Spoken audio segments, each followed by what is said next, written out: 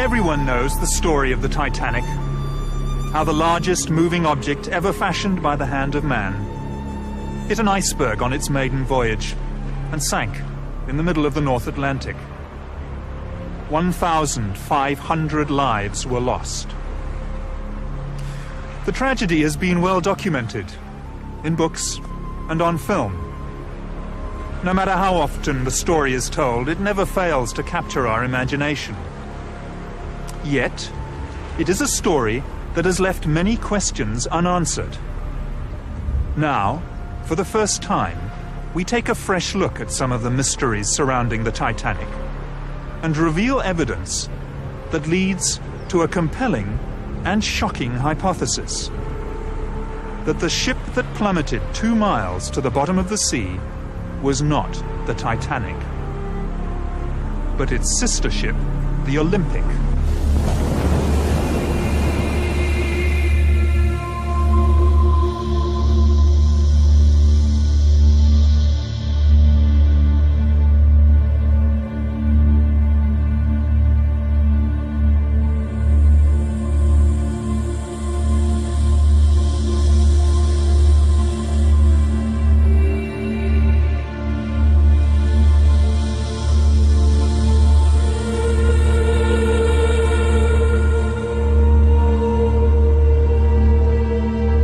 The Titanic and the Olympic were built for the White Star Line by Belfast shipbuilders Harland and Wolff, whose chairman was Lord Pirrie. Harland and Wolff built ships almost exclusively for the White Star Line, which was acquired in 1903 by American financier J. Pierpont Morgan's International Mercantile Marine. This was part of a drive to create a monopoly on the lucrative North Atlantic passenger trade. Chairman of the White Star Line was J. Bruce Ismay. It was in fact Lord Pirrie who was responsible for bringing together Morgan's money and British engineering excellence. Over dinner at Pirrie's London residence in 1907, Lord Pirrie and White Star Line's Bruce Ismay conceived the idea of building 3 luxurious superliners. First the Olympic, then the Titanic, and finally the Britannic. The first of the new ships, Olympic and Titanic, were to be virtually identical. This represented the White Star Line's survival strategy in the highly competitive North Atlantic passenger market, while also ensuring a bright future for the Harland and Wolff shipyard. As well as holding a large financial stake in Harland and Wolff, Lord Pirrie was a shareholder in the White Star Line and the International Mercantile Marine. Almost all passenger liners on the North Atlantic route in the early part of the 20th century were immigrant ships. In poor condition, many were known as coffin ships, and their owners blatantly overloaded and overinsured their vessels. In fact, it was an industry noted at the time for fraud. On the 14th of June 1911, the Olympic made her maiden voyage, under the command of Captain Edward J. Smith, Commodore of the White Star Line. Then just a week later, still under the command of Edward Smith, the Olympic was involved in a stern collision with the tug O.L. Hallenbeck in New York, an accident that nearly caused the tug to sink. Barely 3 months later, on the 20th of September 1911, the Olympic, still under the command of Captain Smith, was involved in yet another collision, this time with the British warship HMS Hawke in the Brambles Channel in Southampton Water. It was a serious collision, which was to seal the fate of the Olympic. Pulled in by the suction from the Olympic's great propellers, the Hawke is irresistibly drawn towards the larger vessel, and the two ships collide. The Hawke's underwater ram and bows strike and penetrate the starboard side of the Olympic, causing a triangular hole several meters high, and an even larger hole below the waterline. Any accident involving a Royal Naval ship was investigated by the Admiralty, who, not surprisingly in this case, found that the Olympic was at fault, even though the evidence, including eyewitness accounts, suggested otherwise. As a consequence of this ruling, the White Star's insurers declined to pay out on the claim. The damage done to the Olympic was severe. Besides being holed both above and below the waterline, she sustained numerous other injuries, including steel frames buckled, thousands of rivets popped, steel plating dislodged over 4 decks, and distortion to the starboard propeller and crankshaft. To make matters worse, the keel was bent, giving the ship a pronounced list to port. Interestingly enough, when 6 months later the ship which came to be known as the Titanic made her maiden voyage out of Southampton, second-class passenger Lawrence Beasley, a science teacher, noted that the ship seemed to have a slight but permanent list to port on the first part of the voyage, a fact noted by several other surviving passengers. The great hull was patched up in Southampton by riveting steel plates below the waterline and reinforcing with wooden beams above. This work took over 2 weeks, suggesting just how serious the damage was. In October 1911, with these temporary repair works in place, the Olympic then limped back to the Harland and Wolff shipyard in Belfast for more permanent repairs to be done. In fact, some of those temporary repairs failed during the voyage to Belfast. By the way, remember that although this is a model of the Olympic, the 2 ships were virtually identical. It's this fact which made a conspiracy feasible, a conspiracy of monumental proportions. The starboard propeller is going to have to be replaced, and the crankshaft is damaged. There's a crack between the arm and the shaft. But worse, the keel is bent. That's going to give her a permanent list to port, and there's no way we can correct that. We're going to have to cut the ship in half, insert a new frame, and then put it all back together again. The job is going to take months, and frankly, for what it's going to cost, I think it's simply a waste of time.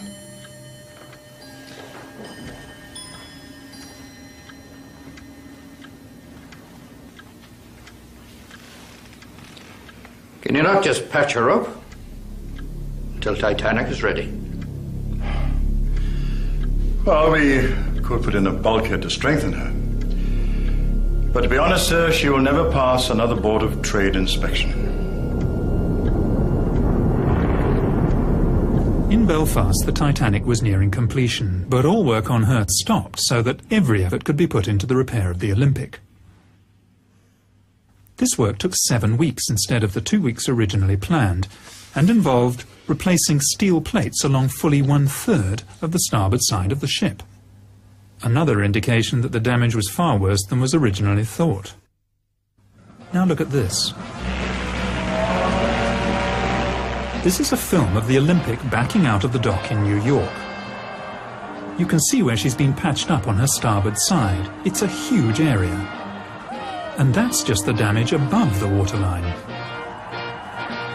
In order to get the Olympic back to sea and earning a profit as soon as possible, the starboard propeller, stamped with the Titanic's number 401 and not yet fitted to the Titanic, was fitted to the Olympic. This is a fact of some considerable significance, as we shall find out later. The Olympic's troubles, however, were only just beginning. After leaving New York Harbor on the 24th of February 1912, she ran over a sunken wreck off the Grand Banks and threw a propeller blade again on this starboard side. The loss of the propeller blade shock-loaded the engine and drive shaft and placed enormous stresses on the already weakened liner. She limped back to Southampton on only one engine, arriving there on the 28th of February. By the 2nd of March, she was once again in the Thompson dry dock in Belfast, having her propeller blade replaced. This should have taken only a few hours, but the Olympic was there, in Belfast, until the 7th of March. In Belfast, the Titanic and the Olympic were most often berthed side by side, and were regularly moved in and out of the Thompson dry dock, especially during repairs to the Olympic. On close examination of contemporary archive photographs, it is possible to see the minor differences in design that tell the 2 ships apart. On the forward part of C deck, Olympic was built with 16 portholes. The Titanic with 14. Somewhat mysteriously, the Titanic has acquired 2 extra portholes between its launch and its maiden voyage. This clearly points to the possibility that the 2 ships were switched. At the time of Titanic's launch, the windows on B deck are clearly discernible as being evenly spaced. Yet at the time of her maiden voyage, they have taken on a distinctly uneven appearance. And whereas the Olympic had been open to the public for inspection in Belfast and Liverpool, Titanic was not. That first week in March 1912 was the last time that the Olympic and Titanic were together in Belfast. The twin ships side by side on the River Lagan. And that was when the decision to switch them could have been made. You can't be serious.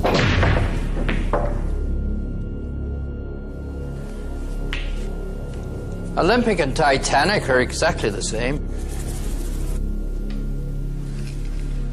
No one will know we've switched them when they get back to work on Monday morning. We'll just swap the names. Everything else is standard White Star issue.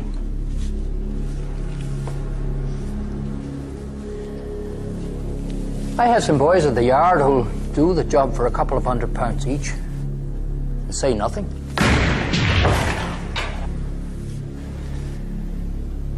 We'll never get away with it. If word of this gets out... It's either that, Ismay, or we both go down. White Star Line and this yard.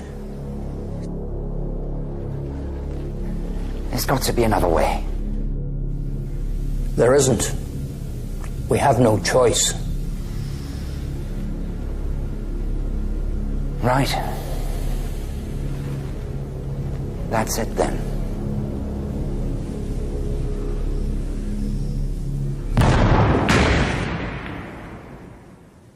Switching the two ships would have been a remarkably simple undertaking.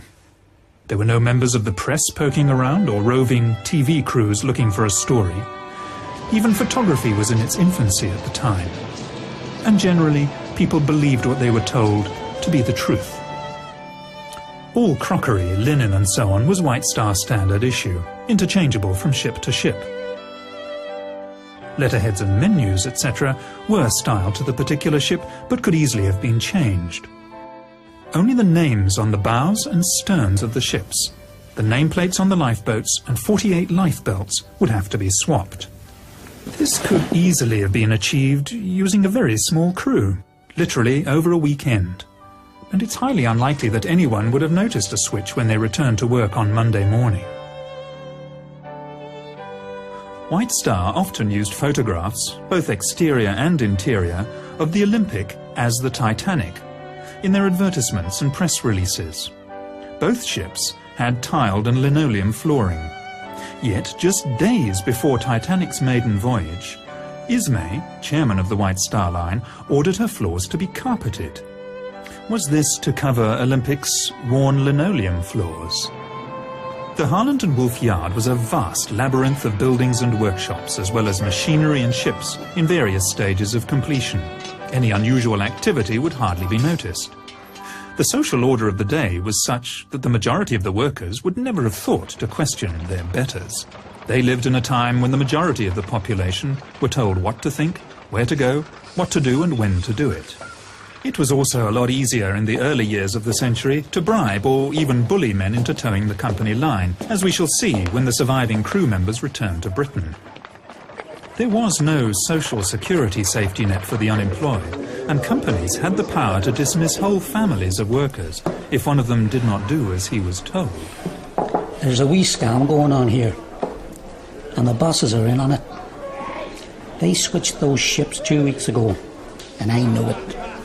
Listen to me, Paddy. Any more talk from you about two ships being swapped over, and you'll end up at the bottom of the River Lagan. So remember that when you get back to your wife and your 17 kids. You Irish scum. The Olympics' original sea trials, conducted by the Board of Trade, lasted 2 full days, while the ship was put through its paces. Strangely, the Titanic's sea trials were a most peremptory affair. No strenuous manoeuvres were carried out, and the inspection was over in time for lunch. Of course, by now the switch had taken place. The collision between the Olympic and HMS Hawke was by no means Captain Smith's first incident at sea. In fact, he had one of the worst professional records of his day. The Commodore of the White Star Line was a show-off, who liked to drive his ships as though they were giant speedboats, and he damaged a few in his time. The 3 incidents involving the Olympic, which probably damaged her permanently, must have put him in a very serious position in the eyes of his employers. Could he perhaps have been summoned by J. Bruce Ismay, chairman of the White Star Line, once it became obvious that the Olympic was a write-off? If so, it would have been a meeting with the very gravest of consequences. Oh, come now, E.J. We've always been good to you. Kept you in brandy and cigars. Besides, it's not going to be that difficult. You've broken a few of our ships, E.J. The Republic, the Germanic, the Coptic. And when that fire broke out on the Majestic and those crewmen were killed... Yes, I know you denied it had ever happened. But we did know. We gave you command of the Olympic, and look what a disaster that's turned out to be. And we always paid you well, E.J. Look, it's not for me. It's for the company.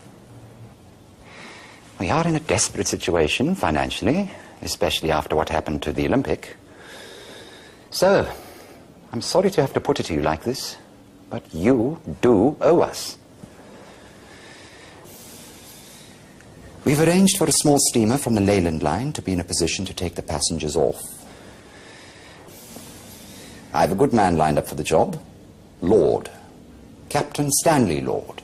Ever come across him? Well, he's done this sort of thing before. Well, he did the job so well, he received a commendation for it. So, there it is.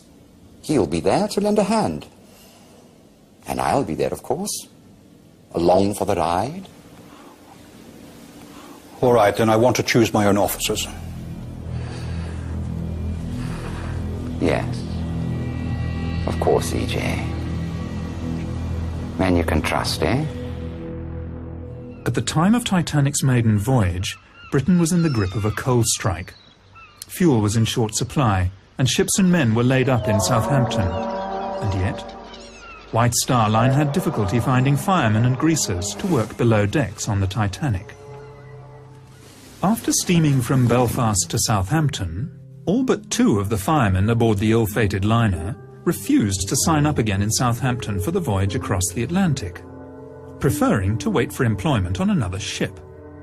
All these men, in the middle of a coal strike, with so many thousands laid off, what did they know? Shortly before Titanic sailed, Chief Officer Wilde, who was to lose his life 3 nights later, wrote a letter to his sister, in which he said, "I still don't like this ship." Strange thing for a man to say, who had just set foot on board the day before. Unless, of course, he realized he was actually on his old ship Olympic. It's strange to think that as the Olympic, now renamed the Titanic, was preparing to make her second maiden voyage, the ship that started out life as the Titanic and was now called the Olympic had to enter her working life with no fanfare at all. The Olympic's original maiden voyage was fully subscribed, whereas her second, this time as the Titanic, was only about half full, and that in the middle of a coal strike when passengers were queuing up to get to America. First-class passengers on other White Star ships were only offered second-class berths on Titanic, even though we know that first-class cabins were available. It's almost as though White Star Line didn't want that many people on board. By the way, when I refer to the Titanic from this time on, I want you to remember that I'm actually talking about the ship that started out its life as the Olympic, but which we believe by this stage had been switched and taken on the identity of the Titanic.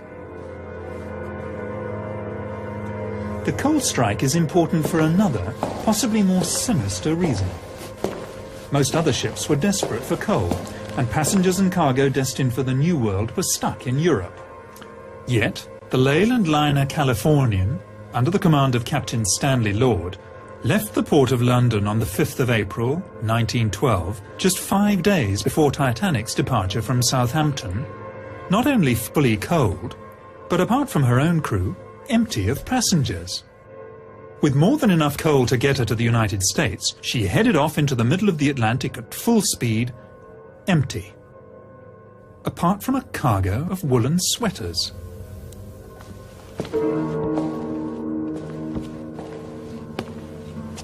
Over 50, mostly first-class passengers, cancelled their passages on the Titanic at the last minute, many of them close friends and business associates of J.P. Morgan. Morgan himself cancelled his passage at the 11th hour, despite having the best suite on the ship, claiming illness. 2 days after the sinking, an American reporter found him in perfect health at the French resort of Aix-les-Bains, with his mistress. Morgan also had several valuable bronze statues, which he was planning to import to the United States, taken off the Titanic an hour before she sailed. Could Morgan have known the fate of the Titanic fully 4 days before the disaster? Florence Ismay, wife of J. Bruce Ismay, also turned down the opportunity of taking the maiden voyage on the world's most luxurious liner, preferring instead to take their children on a motoring holiday, after first claiming ill health. Now there is one thing that sailors fear above all else, and that is fire at sea.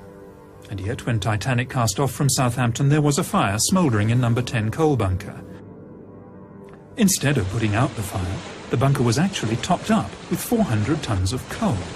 Captain Smith knew it, the ship's officers and chief engineer knew it, as did those who worked half-heartedly to put it out. The fire that had been smouldering in coal bunker number 10 had been smouldering for a week, and yet it was kept from the Board of Trade Inspector Maurice Harvey Clark, who at the British inquiry denied all knowledge of it. Could the fire in coal bunker number 10 have been Plan B? If all else fails, tell the passengers there's a fire, vent the smoke through the ship, and get them off that way. Captain Stanley Lord and the Californian had left the port of London in a great hurry, ostensibly bound for Boston. Then, on the evening of the 14th of April, the ship came to a dead stop in the middle of the ice field. Strangely, Captain Lord, 6 foot tall, elected to sleep that night fully clothed on a 5.5-foot couch in the chart room, rather than in his cabin. He also ordered her boilers to be kept fired up and her engines on standby. Why? Was he expecting some sort of emergency that might mean a last-minute dash into the night? That evening, the Titanic received 6 radio messages. The first 3 were from other ships, giving the location of icebergs. The other 3 were from the Californian, more concerned with giving her own position, stopped for the night. Those 3 were personally addressed to Captain Smith. It's almost as if Captain Lord was letting Smith know that the Californian was ready and waiting. Captain Smith had delayed turning the corner on the outward southern track. He ordered the turn to the west 10 miles further south than the normal turning point. This was certainly not as an evasive measure to avoid the ice field, but one designed to take him directly into it. He must have known this. Tragically, Captain Lord failed to keep his radio operator awake. Even so, the Californian's last message to the Titanic never got there. The Titanic's radio operators were too busy with passengers' messages.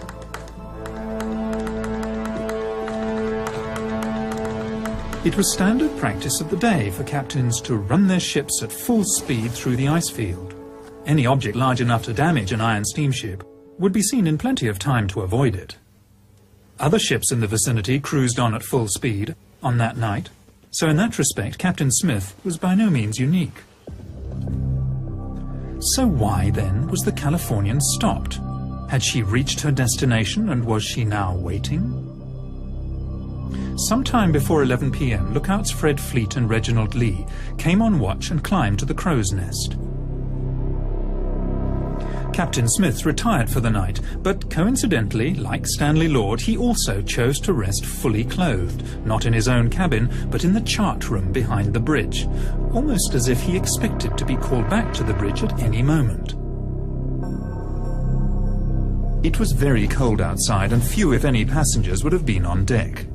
First Officer Murdoch was standing on the open part of the starboard side of the bridge when he saw the iceberg about 800 yards ahead.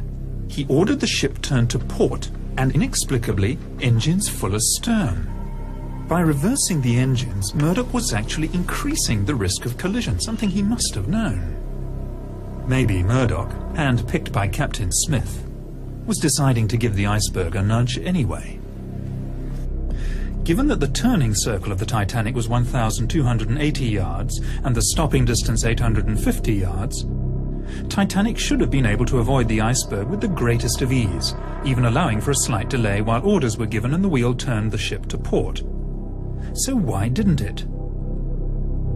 Second Officer Lightoller told the inquiry that before going off duty for the night, he would have been easily able to see an iceberg from 1.5 miles, more probably 2 miles away.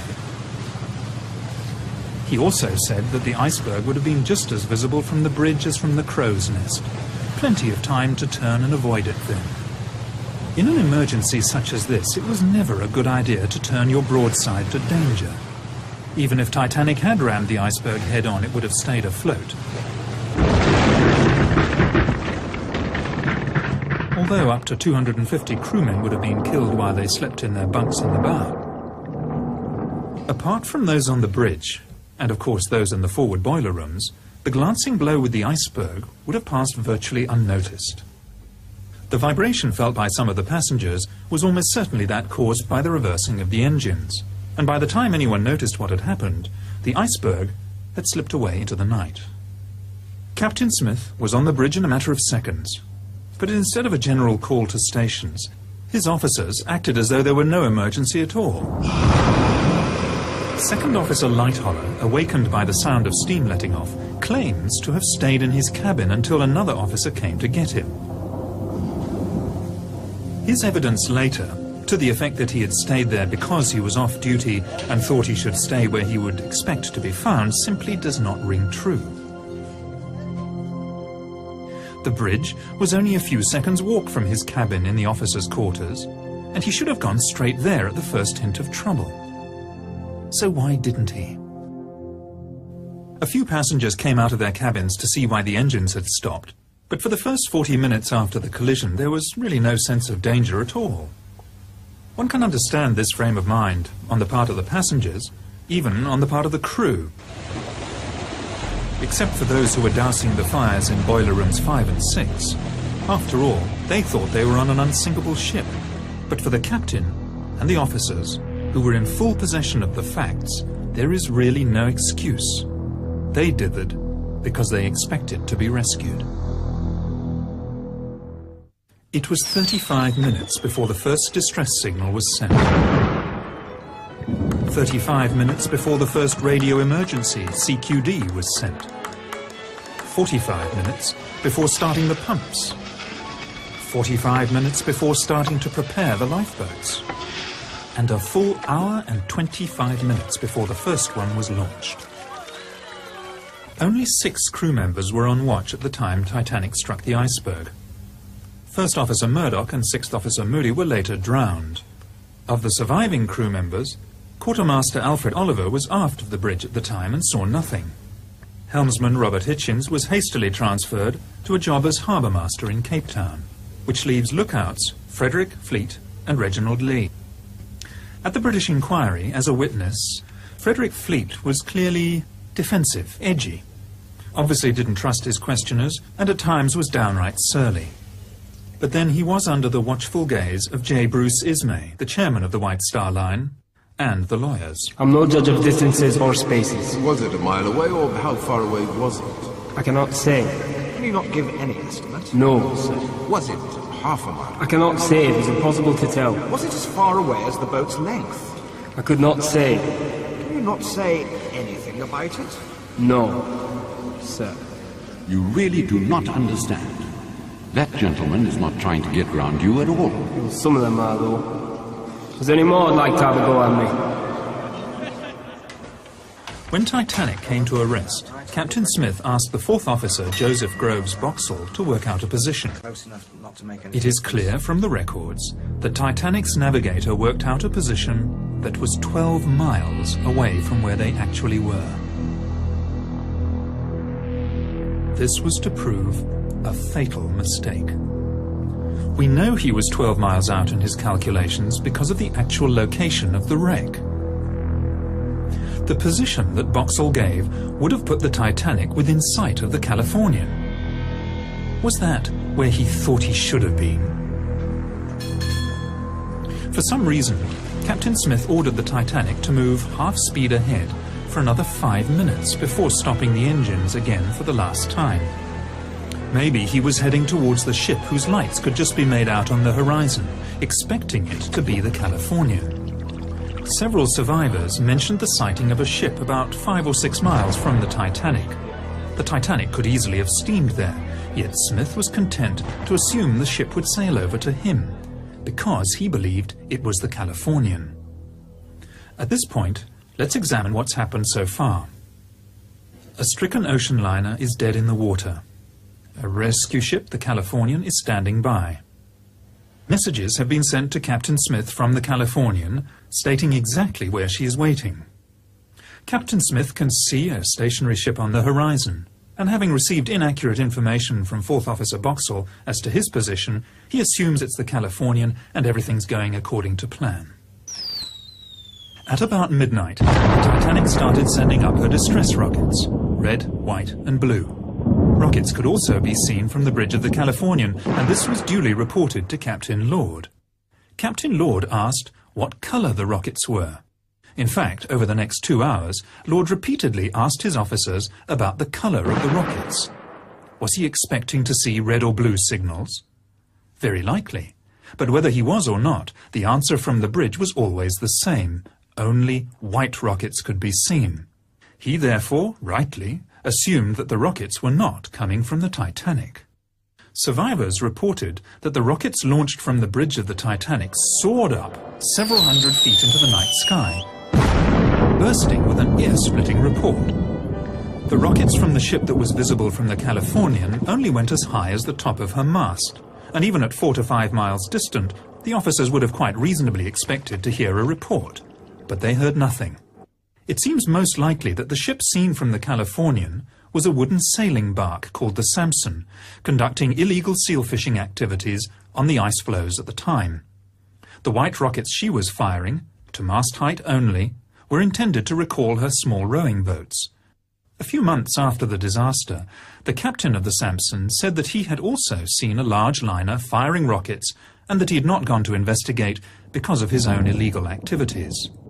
The Californian's apprentice, Gibson, later testified that he saw only 8 rockets fired from the ship, and all white. The Titanic had fired at least 18, possibly as many as 22, and had included red and blue.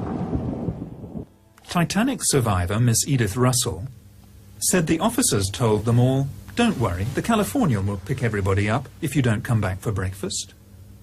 How could they possibly have known it was the Californian? It's hard to believe in such an emergency, but they were letting lifeboats go half full.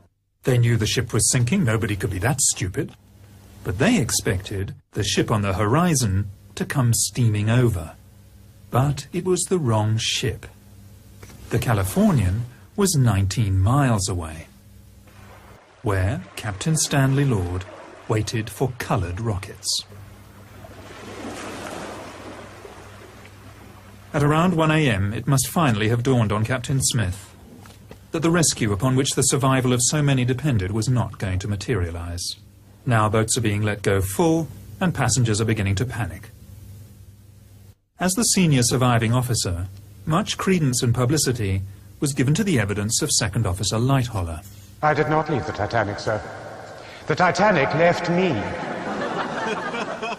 He was evasive in response to pertinent questions at the American and British inquiries, out to protect first and foremost his own reputation and then that of the White Star Line.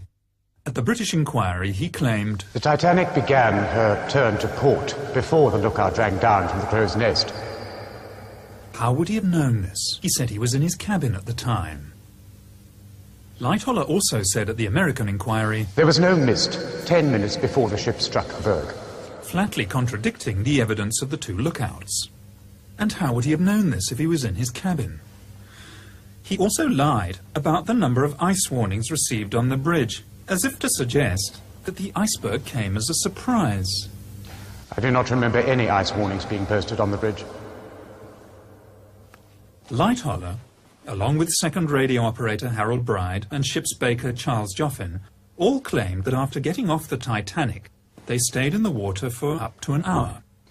I was in the water for between half an hour and an hour before I climbed aboard the upturned collapsible. 20 of us spent most of the rest of that night balancing on the upturned boat, while I gave the orders. Lean left and lean right. This is quite clearly not possible. We know that the sea temperature that night was between 2 and 3 degrees below freezing. Average life expectancy at that temperature between 3 and 4 minutes. This testimony would simply not stand up today.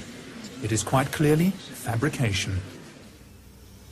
Just before 5:30 on that fateful morning, Captain Stanley Lord woke his radio operator, only to discover that the Titanic had already sunk. He set off at full steam for the wreck site, but of course he was too late. The Carpathia had already arrived and was picking up survivors. Notable amongst these was J. Bruce Ismay, who had slipped into a lifeboat at the last minute. For this he was to pay the price in public shame for the rest of his life. As the Carpathia steamed towards New York, Ismay was supposedly taken to the doctor's cabin and put under sedation. Even so, he managed to find time to send 3 separate telegrams to the White Star's New York office, urging them to hold the Cedric in New York Harbor so that the Titanic's surviving crew members could be taken straight back to Southampton. Hastily organized, the American inquiry failed to ask the right questions. Titanic surviving officers stonewalled, as did Ismay himself. Several experienced sea captains were called to give evidence regarding the wisdom of steaming at full speed through an ice field, but they all said the same thing. Maintaining full speed in the vicinity of ice was perfectly normal, and on the night in question, the icebergs could be seen at between 5 and 6 miles distant. It never occurred to anyone to ask the simple question, in that case, why did the Titanic hit an iceberg? When the surviving crew got back to England, they naturally expected to go straight home to their loved ones. Instead, they were all herded into a railway shed and held for nearly 24 hours before being made to sign pieces of paper. A lot of them were under the impression that they were signing the Official Secrets Act. Was someone trying to suppress something here, some vital piece of information? Remember what it is you've put your names to. If there's any talk of the ship being swapped in Belfast, or any stories of insurance fraud going on, then there will be 20 years of His Majesty's pleasure awaiting you and no job to come out to when it's over. So, think on this when you see your wives and sweethearts.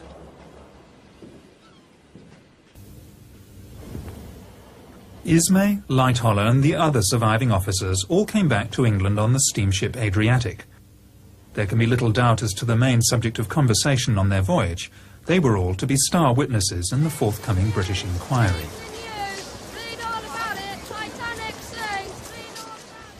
Now, it is unlikely that a fraud of such immense proportions could have been undertaken without the collusion of the authorities, notably the British government, as we shall see later when we look at the inquiry. In fact, it makes perfect sense for the government of the day, under Prime Minister Lord Asquith, to have colluded in a cover-up.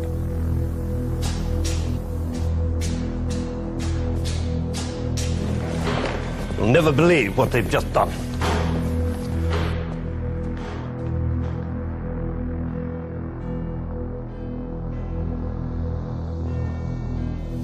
How many? I'm told 1,500. The position is simply this, Prime Minister. The White Star Line is on the verge of bankruptcy. Now, if White Star were forced to go into liquidation, the Harland and Wolff Yard in Belfast would also be placed in a very precarious position, perhaps even forced to close down. Now, that means that 20,000 men will be laid off, not to mention the effect on all the subsidiary and dependent industries. Quite frankly, it is a political situation we cannot afford, Prime Minister. Alienate the Irish, and we will most certainly lose seats in Belfast. The Fenians, the Republicans, will seize the opportunity. And with our majority gone, we will undoubtedly lose the next election, Prime Minister. There is the chance of a blunder here of unprecedented proportions. We are going to have to go along with this, Prime Minister. I will not see a stain put upon the British government, not for the White Star Line, Not for Holland and Wolff, not for the Irish, and certainly not for the interests of J.P. Morgan.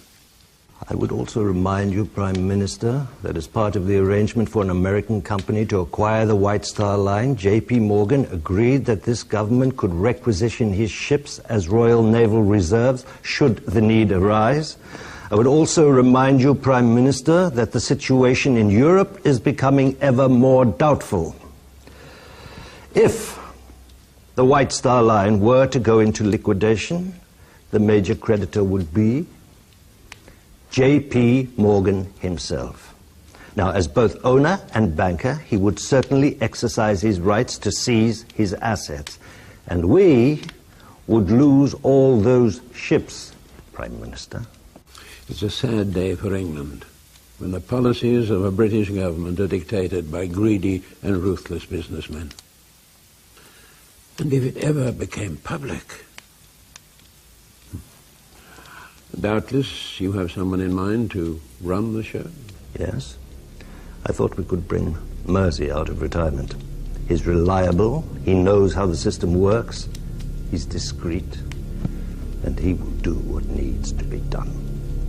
My son is called to the bar. I would be more comfortable if he were there to keep an eye on things. Of course, Prime Minister, we'll find employment for him in the Attorney General's office. Very well, then. But neither I nor the administration know anything about it.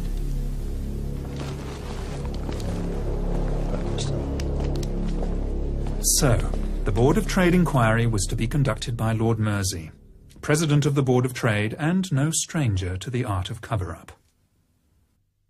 Since the enormous loss of life was in part due to outdated Board of Trade regulations regarding the number of lifeboats to be carried by ships and the safety of ships at sea generally, it was hardly likely that the inquiry was going to be too concerned with uncovering the truth, the Board of Trade being both plaintiff and defendant in the case. The hearings were held at the Scottish Drill Hall in London, where the acoustics were so bad that spectators in the public galleries found it difficult to hear everything that was said. Lord Mersey had complained about the unfortunate choice of venue, but then again it had been booked by his son. Harold Sanderson, representing Harland and Wolff, repeatedly made the mistake of referring to the Titanic as the Olympic. As for Lord Mersey himself, he simply didn't ask or allow to be asked the right questions. The press, who were there throughout the hearings and could have done something about it, were more interested in the scandal surrounding the lucky escape of J. Bruce Ismay. Other expert naval officers told Lord Mersey that even on a moonless night there'd be no difficulty spotting an iceberg from as far away as 6 or even 10 miles. Remember, the full turning circle of the Titanic at top speed was only 3/4 of a mile. The whole British inquiry was a whitewash. Captain Smith would not be blamed because he was no longer alive and could not defend himself. The lookouts were not to blame. The design and construction of the Titanic was not to blame. Neither were her officers or her owners. In fact, no one was to blame, except Captain Lord. Captain Lord stood alone. If Lord Mersey heard anything at the inquiry that he didn't like, he simply ignored it. She looked like a small tramp steamer about 5 miles away. They were firing rockets just after midnight. Altogether, she fired 8 rockets, and all white, and rose no further than the masthead. I think we are all of the opinion that the distress signals which were seen from the deck of the Californian were, in fact, the distress signals from the Titanic. I went down below to Captain Lord, who was sleeping in the chart room. He asked me again if I was sure there was no color in the rockets. So I said, no, they were all white. I think the onus of proof in this matter is upon the Californian. That it will be for the Californian to satisfy us that they were not the signals of the Titanic. Whenever a Titanic survivor referred to the mystery ship that they'd seen on the horizon, as often as not, Lord Mersey would interject with, "You mean the Californian?" There was barely an attempt at cross-examination, and, as happened so often, Captain Lord declined to defend himself. Perhaps out of fear that he might reveal his part in the conspiracy. Furthermore, When the inquiry heard from passengers who'd been aboard the Mount Temple that they'd actually seen the Titanic on the horizon and were even close enough to hear the last 2 reports of her rockets, Lord Mersey repeatedly interrupted them. You do not give me the answers that please me. Of course, if Lord Mersey was a party to the cover-up, he would have known about Captain Lord's secret mission and of how the rescue plan failed, largely because of circumstances outside Captain Lord's control. And yet, Lord Mersey repeatedly interrupted the testimony of Californian's officers and instead accepted evidence against Captain Lord that would have been laughed out of court under normal circumstances. Was Captain Lord being made a scapegoat because he had failed to do what he'd been engaged to do on the night of the disaster? Of course, by highlighting Lord and the Californian, Lord Mersey was drawing attention away from rather more sensitive issues. Titanic's bulkheads should have gone 1 deck higher. It was the Board of Trade's own regulations that allowed Titanic to go to sea with too few lifeboats, and the Board of Trade's inspectors who had been so ready to sign the ship off as fit to go to sea in the first place. Titanic cost $10 million to build, and as a brand new ship would have been insurable for that amount and more. The Olympic, on the other hand, damaged beyond economic repair, would only have been insurable for a much smaller amount.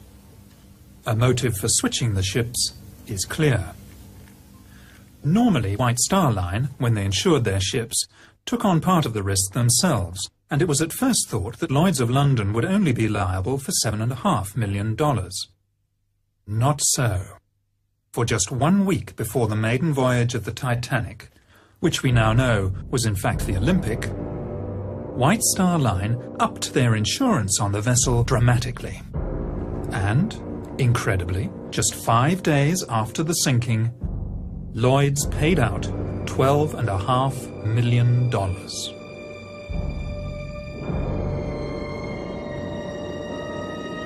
Although 3/4 of a century at the bottom of the Atlantic Ocean did not exactly preserve Titanic in museum-like condition, there is enough left of the wreck to give us more than just an idea of what really happened. Corrosion has done its relentless work, but where the original black paint of the hull has flaked away, it is still possible to see spots of grey paint, which formed the undercoat, except that grey paint was only used as an undercoat on the Olympic and not on the Titanic. Examination of the starboard propeller reveals the number 01 stamped into the metal. In fairness, there is too much corrosion to make out the number 4 clearly, but remember the starboard propeller, numbered 401 for the Titanic, was put on the Olympic as part of the repairs after the collision with the Hawk.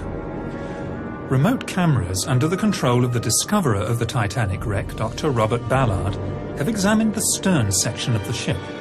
They show that in addition to the lateral bulkheads that were a feature of both the Titanic and the Olympic, there is a longitudinal bulkhead in the stern section where there was none on the original plans for either vessel. The position of this bulkhead suggests a temporary repair has been carried out to strengthen the keel, a keel perhaps damaged by the collision with HMS Hawk. And finally, a close look at the bow could reveal the most damning evidence of all. In 1986, the French National Oceanographic Institute examined the wreck with Dr. Robert Ballard. One of the things they checked was the name of the ship. In keeping with White Star tradition, both ships had their names engraved into the upper bow plates in letters 4 foot high. Examination of the wreck and the name Titanic shows that it is made of iron letters which have been riveted onto the original bow plates. With the passage of time, 2 of the letters have dropped off and been lost forever in the sediment of the sea bed.